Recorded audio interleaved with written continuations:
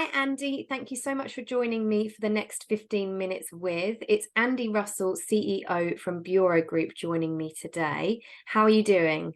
Good, thank you. Thank you for having me. Pleasure. Thank you so much for being on and giving up about 15 minutes. Sometimes we're under, sometimes we're over to chat with us about you and the business and hopefully share some great tips for our watchers as well who are in the office management profession. So first of all, can you tell me a little bit about Bureau Group and how the business came about, please? Yeah, we were founded in 2016 off the back of, I guess, an itch I needed to scratch to go and set up my own business. I'd had a little girl a week before. So it was one of those kind of, I'm never going to do it if I don't do it now kind of things. I've been working in the industry for a long time, for a couple of market leaders in the office furniture world. And I had, a kind of drive to try and change the way that things were done in the sector, which was very traditional, lacked kind of digitalization, and I saw an opportunity to do things a little bit differently. So yeah, seven years ago in May, set up, grew throughout those 7 years to where we are now with, I think, around 46 staff. We have 5 businesses within the group that provide a single solution to our clients to make things a lot easier for them in moves and getting into their new offices, looking after their people well, and in exiting buildings in an ethical, sustainable way. Yeah, lovely. And tell me more about the different areas. I obviously know because we're partners of yours, but what are those different areas? How do you service your clients? So Bureau Move is where it all kind of starts. Bureau Move is an ethical moves and clearance business. So we work with office managers to take that kind of very stressful part of an office manager's life, which is the move or change within an organization, and we try and hold their hands throughout that process. We do 10 moves and clearances a week. A lot of office managers maybe do one every 10 years. So we have good systems and processes in place to allow us to support our clients in that element. As a business, we're very ethically driven, purpose driven. So nothing goes to landfill is our policy within the moves business. We have a website called The Office Crowd, which takes our clients' old furniture and sells it in the secondhand market. We provide carbon reports back to our clients so that they can demonstrate the carbon saved on being more ethical. And where possible, we any money that's generated from selling their secondhand product goes back into offsetting against the move service that we provide. Bureau Workspace is our workspace business that takes from over 500 manufacturers, works with architects and designers to take a brief for what the client's looking to achieve in their new office. We know that kind of 90% of people that we speak to, their office is now about getting people back into the office, attracting and retaining the best possible staff in the industry, but also just the huge drive towards well-being that has always been talked about in the background, but is becoming a huge recruitment tool for companies. So we help companies get out of that office into their new office through Bureau Workspace.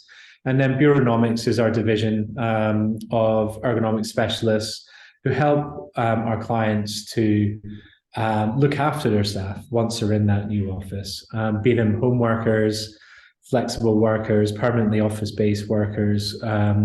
We support them in ensuring that they're working safely and that their clients are meeting their obligations. Their employers, sorry, are meeting their obligations as employers. We have another business that's called Ply, which is exactly the same as Workspace, but it purely focuses on the build to rent hospitality sector.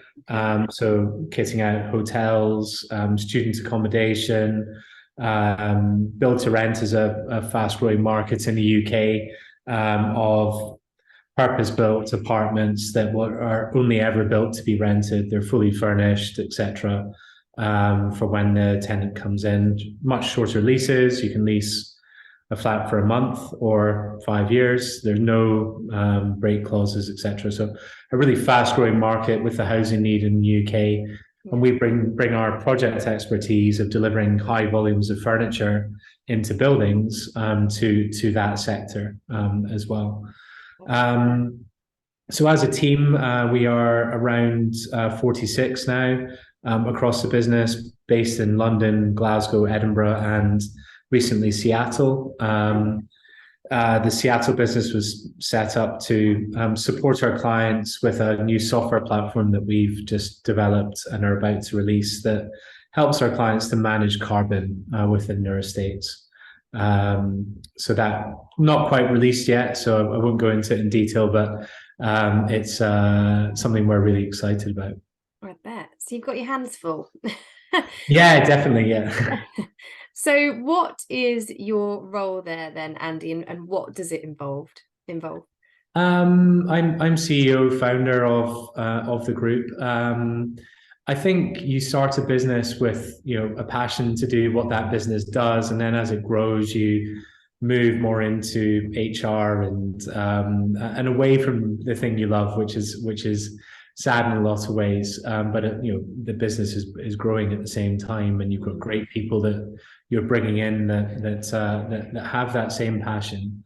So I guess my role now is more about setting direction, vision, strategy, and trying to always ensure that the business is aligned with that and is remembering where we're going. That kind of North Star metric that a lot of people talk about. That's a continual process. It's and that really is kind of definitely my job, is to try and keep that alive and healthy in the business. Yeah, absolutely. When you started, was it just you, or did you immediately have a team around you?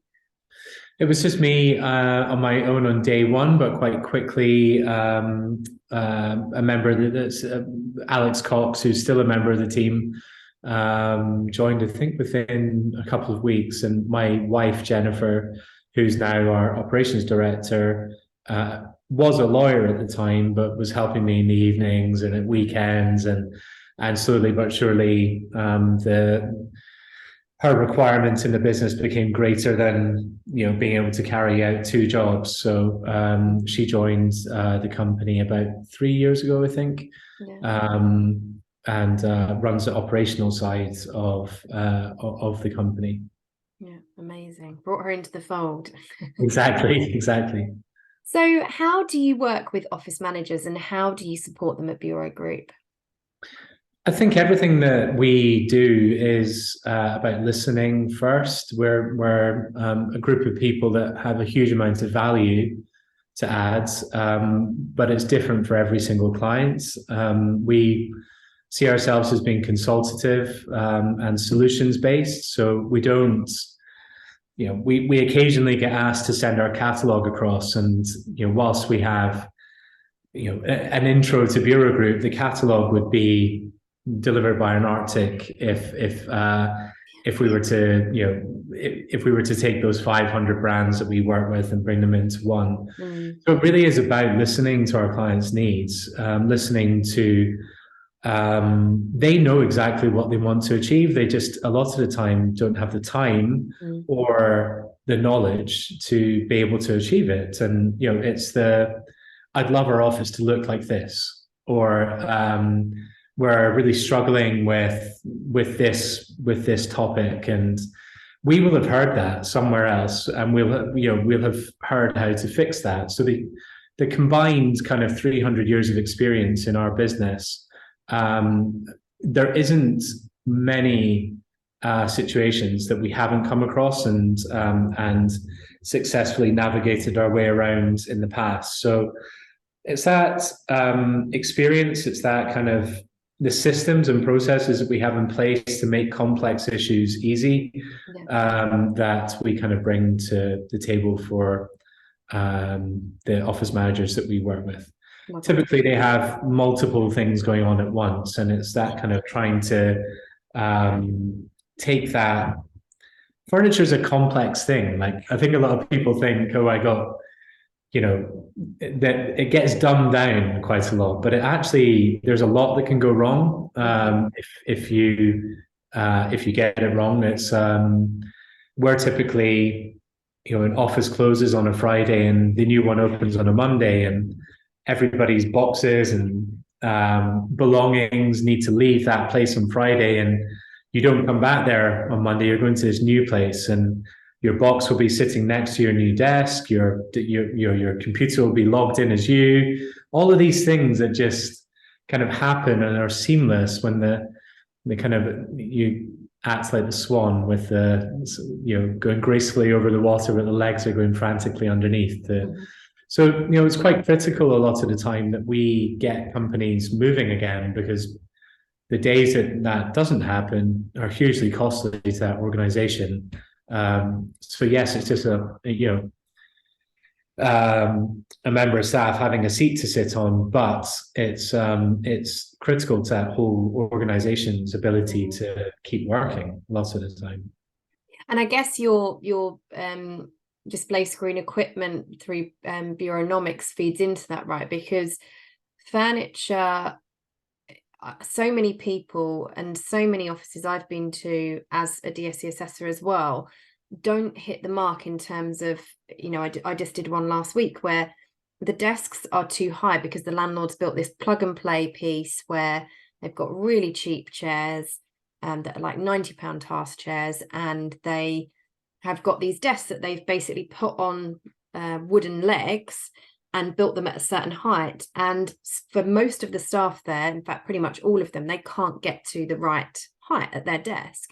And the landlord won't let them change the desk or the chairs, which they're going to fight on now because I've told them, you know, there is a legal requirement around this. But I suppose for you, you would never really, you would put the mechanisms in place, right, to try and prevent your clients from doing that, where you get furniture and chairs that actually just aren't friendly for the users to be able to sit comfortably. So the two complement each other really well. Yeah, so we also know that mass furniture only really fits 95% of a given workforce. Yeah, 4% plus of average or something, isn't it? Yeah, exactly. Yeah, exactly. So there's always going to be, you won't be able to tell from the camera, but I'm 6'6", and I go into offices and there's no way the screen's in the right position for me or the seat set up correctly. You are far beyond what they consider average, aren't you? So we come in with once we finish a project, every project we do, we train the staff on how to use their workstation. We train the staff on how to use the chairs. What that very quickly highlights is, hey, you know, this doesn't work for me. And it might be that there's 5 people in that whole organization that need something. They need a footrest, they need their screen raised, they need, you know, some kind of adaptation to their workplace to make them more comfortable. So we can, my background is ergonomics. That's where I came from originally. So we can very quickly solve that problem, so it's not turning into something bigger for the organization. Yeah. Apologies, fire engine going past. We can help that organization mitigate the issue up front and prove and document that what was done to support that worker. Yeah. Now, we're also sending a lot of products out to people's homes. At the same time, we can risk assess, as we're setting up a desk and a chair, we can risk assess that person's home working environment to ensure they've got access to natural light and all the key things that need to be ticked off that an employer is never really going to know. And some people can work at home, some people can't. And, you know, if I go out to somebody's house and they're sitting at the kitchen table on the kitchen chair and they have no other place they can work from home, then really they need to assess whether home working is possible for them in the job that they do. Yeah. So yeah, we can really support office managers in carrying the weight on doing that. The other part about home working is the PAT testing element of employee provided equipment. So we will provide the desk, the chair, ensure it's ergonomically set up, PAT test the equipment, and then provide a report back to the client to say that that's been done. If the member of staff then leaves the company, we will take that product back into our warehouse, refurbish the chair, reupholster the chair if it needs it, and then it becomes stock to be used by that client. So they're not continually buying desks and chairs, because if you look now, it used to be if you had 60 people, you had 60 desks in a company. Yeah. Now you've got 30 desks for 60 people. Yeah. Who knows who's going to be in on what given day? But now, the HSE is looking at bringing in guidance that says, well, you also need to provide those 60 people with a chair and desk that's adequate for the role they're doing at home. Yeah. So suddenly you're buying 90 desks and chairs. Yeah. But how do you know if somebody leaves? How can you control the disposal of that item, or just the fact that the asset belongs to the company? Yeah. And has been bought and paid for. So it's it's an emerging space, and one that I think we're still trying to work out as employers to facilitate it effectively. And as the HSE, as you say, continues to update the policy, because years ago the home working guidance was like a sentence long, and then gradually after 2020 it was a bit bigger, and now it's a good old couple of pages and more. Yeah. So yeah, and it probably needs a lot more done when you consider the amount of mental health issues in the workplace that we're starting to see hugely increase. And a lot of what I've read points to the lack of community, lone working, and how do we stress management standards? Have you come across that as well? Which they used to call it Eurostress, right? And then there's these stress management standards that they brought in to try and give a guidance around this. Exactly, and that's all of these things are easier to do when people are present, and you can control the environment that people are working in. But when you can see it, can't you? If you're sat with your line manager day in, day out, and colleagues, you can see if there's conflict. You can see if people aren't sure what they should be doing, and all the things that can trigger stress. So you can't see that through Teams or Zoom or Completely agree. So I think this is another area that we really support our clients in, and the home working piece, just even having somebody coming out and setting up that desk and chair for you gives the employer an opportunity to ensure that that person's working safely. Absolutely. So what do you enjoy the most about your job and working with these office managers? I think it's probably the variety. I think there's no real day that's the same, no company that's the same. Problems are similar and dressed up in different ways, and trying to work with clients to arrive at the point that you really understand the problem that they're having, so that you can apply a solution to it. I guess I think the bigger the organization, the more complex simple problems become, the more stakeholders to convince for the office manager. I think it's a very hard job a lot of the time, because of the buy-in that you need to get within the organization to do what might seem a very simple and hugely effective thing.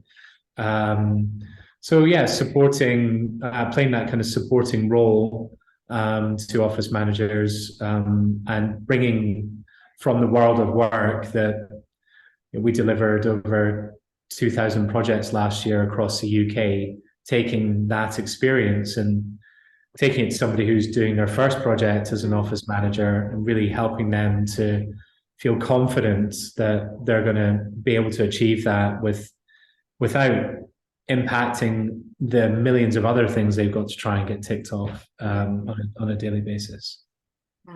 It's so funny that you talked about you know, I can see why Bureau's been so successful in actually the same amount of time that we've had the office management group, because we were a 2016 July as well. And I can see why, because you really do empathize and understand the role, but coming at it from the well-being and wellness perspective and the legislative perspective as well. So I can see why. And it's funny that you talk about the Swan, because I don't know if you listened to our podcast and that's where you got it from, but did you listen to our podcast? I did, yeah. There you go. That's why, because I was going to say it's funny if you didn't, well, it's funny that you did as well, but that's, I think that was in our first episode with Sarah, wasn't it, where we talk about that. So the Swan, yeah, gracefully floating along the water and the legs are going, you know, 10 to 1 and trying to. I think we're all the same though, aren't we? I think that, you know, any business is like that, and I think the excitement of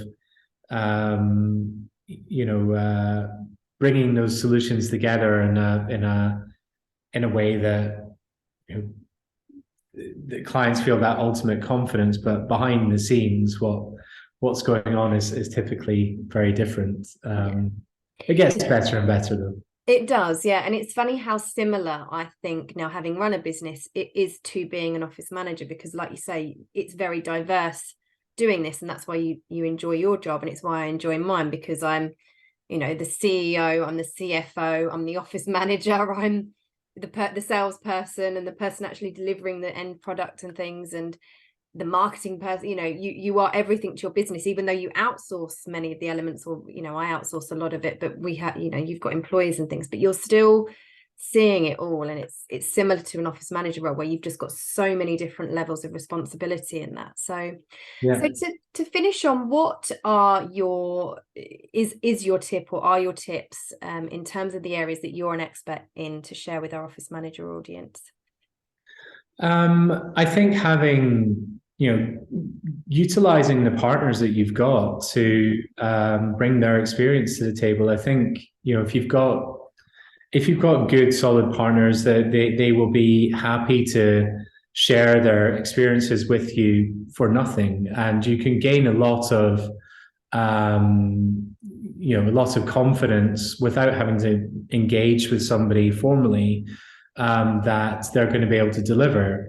And if you've got questions that are around topics that, you know, other people will live and breathe every single day, you know, farm them out to other people, because, you know, we are proud to kind of tell everybody about, you know, what we know, and we hope that will turn into business ultimately, but it doesn't always. And, you know, I think, you know, the more that you support companies, the more chance you've got of building a partnership with somebody. And I think that's very key. We have on the Move side of things, we have got a great checklist on the Bureau Move website, which is it's a fairly lengthy thing that you go through, but ticking that off the whole way through just keeps you on track.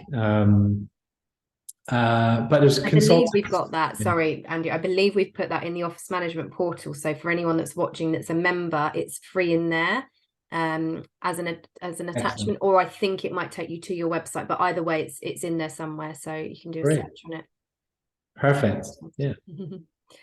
Fab. Yeah. So getting to know, you know, the experts that you, and leaning on them and getting the advice and support from people like your good selves, who have been through many moves and seen it done many times. Yeah, and just don't. I think there probably is, until you lift the phone, a conception that, you know, there will be a need to do business in some sort of way. That's absolutely not the case with us. We're happy to hand over our experience and guide people in the right direction, with no expectation. We just, you know, want to build those kind of long-term relationships with people.